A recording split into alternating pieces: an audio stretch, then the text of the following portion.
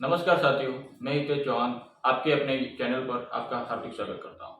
कल हमने हमने वासुदेव, अजयराज, अर्णोराज के बारे में महत्वपूर्ण बातें पढ़ी थी, जो चौहान वंश के बहुत ही शक्तिशाली शासक भी हुए हैं। उनमें से एक और शक्तिशाली शासक है जिसका नाम है विधिराज चतुर्थ। विधिराज चतुर्थ का शासनकाल है 1152 से 1163। इसी के काल को इसी के शासनकाल को स्वर्णिम काल कहा जाता, क्योंकि इसी के काल में बहुत सारी रचनाएं भी हुई। इसी के काल में बहुत सारे कवि ऐसे थे जिन्होंने बहुत सारी रचना भी की है, और ये कवियों का आश्रयदाता भी कह सकते हैं। इसने अपना साम्राज्य दिल्ली तक फैलाया गया था। मतलब कह सकते हैं कि दिल्ली पर प्रथम बार अधिकार करने वाला चौहान का शासक था वो विधिराज चतुर्थ थे। उसके बाद पृथ्वीराज चौहान आ गया था। इसके उपनाम में इसे कवि बांधव, कवि राजा, बिशलदेव के नाम से भी जाना जाता है। बिशलदेव के नाम से इसको इसलिए जाना जाता है कि इसने एक हरिकली नाटक लिखा था संस्कृत भाषा में।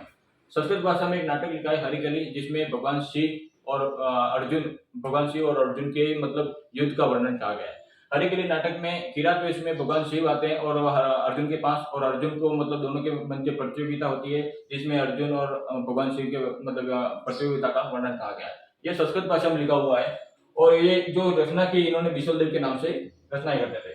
इनके दरबारी विद्वान थे सोमदेव, नरपति नाल और धर्मघोष सूरी। सोमदेव ने एक रचना की थी जिसका नाम है ललित विग्रहराज।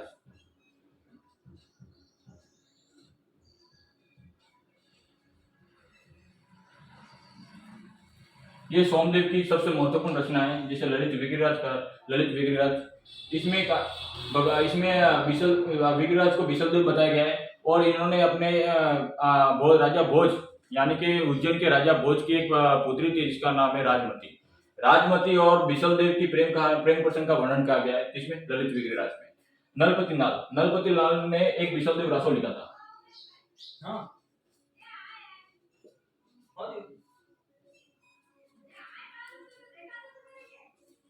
नरपति नाल ने बिशलदेव रासो की रचना की थी। बिशलदेव रासो में इन्होंने कन्नौज अपने, यानी कि उड़ीसा नामक एक उड़ीसा का वर्णन किया गया है। ओडिशा राज्य का वर्णन किया गया, जिसमें ओडिशा में बिशलदेव जाते हैं और वहां पे हीरा लेकर आते हैं अपने रानी के लिए। तो ओडिशा का वर्णन किया, ओडिशा राज्य का भी इसमें इस कृति में वर्णन किया गया है। धर्मघोष सूरी, ये इनके एक दरबारी कह सकते हैं कि सलाहकार थे। इनके कहने पर बिशलदेव यानी कि विग्रह चतुर्थ ने इन्हीं के कहने पर गौ हत्या पर रोक लगाई थी, यानी कि जीव हत्या पर रोक लगा दी।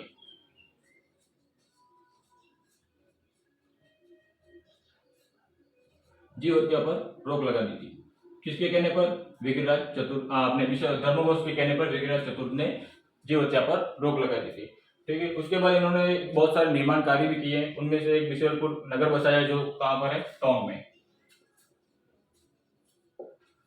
फिर उसके बाद बिशनपुर बांग भी बनाया, ये भी टोंक में ही है। ये बिशनपुर बांग वो बनास नदी के किनारे पर बना हुआ है। संस्कृत पाठशाला का भी निर्माण कराया था, जो अजमेर में सबसे बड़ा संस्कृत पाठशाला, एक संस्कृत कह सकते पूरा विद्यालय को विद्यालय की स्थापना की थी।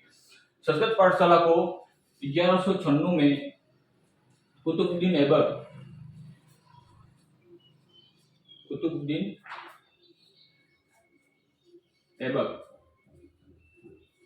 1196 में कुतुबुद्दीन ऐबक ने इस संस्कृत पाठशाला को तुलवाकर एक मस्जिद में परिवर्तित करवा दिया था।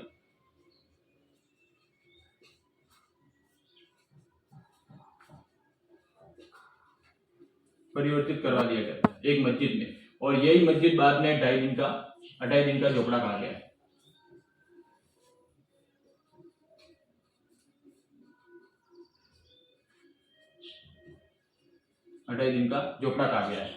संस्कृत पाठशाला का निर्माण विग्रहराज चतुर्थ ने करवाया था, जिसे 1196 में कुतुबुद्दीन ऐबक ने एक मस्जिद में परिवर्तित कर दिया गया। उसी मस्जिद को आज 2.5 दिन का झोपड़ा के नाम से जाना जाता है।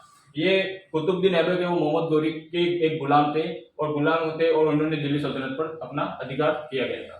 दिल्ली सल्तनत में मोहम्मद गौरी ने अपना प्रशासक नियुक्त किया था। किसको किया था? कुतुबुद्दीन ऐबक को, गुलाम वंश का संस्थापक। उसके बाद इनकी प्रमुख उपलब्धियां हैं। गुजरात के शासक थे कुमारपाल चालुक्य। कुमारपाल चालुक्यों को इसने पराजित किया, और इन्होंने जो क्षेत्र जो हारे गए थे, जो अपने पिताजी से छीन लिए गए थे, उनको वापस अधिकार कर लिया। उनमें से पाली, जालोर और नाडोल को वापस पूर्ण अधिकार कर लिया। किसको हराकर? कुमारपाल चालुक्य को हराकर। उस समय कन्नौज का शासक था विजय चंद्र गढ़वाल। इसे अपनी अधीनता स्वीकार करवा दी। किसने? विग्रहराज चतुर्थ ने। विग्रहराज चतुर्थ ने कन्नौज शासक विजय चंद्र गढ़वाल को अपनी अधीनता स्वीकार करने पर मजबूर कर दिया गया। किसने? विग्रहराज चतुर्थ ने। इसी के काल में बहुत सारी घटनाएं भी हुई है। एक ये महान शासक है जो आज भी मतलब दिल्ली सल्तनत में यानी कह सकते दिल्ली पर अधिकार करने वाला प्रथम शासक है। उसके बाद पृथ्वीराज चौहान ने भी अधिकार किया, लेकिन सबसे मोस्ट विग्रहराज चतुर्थ है।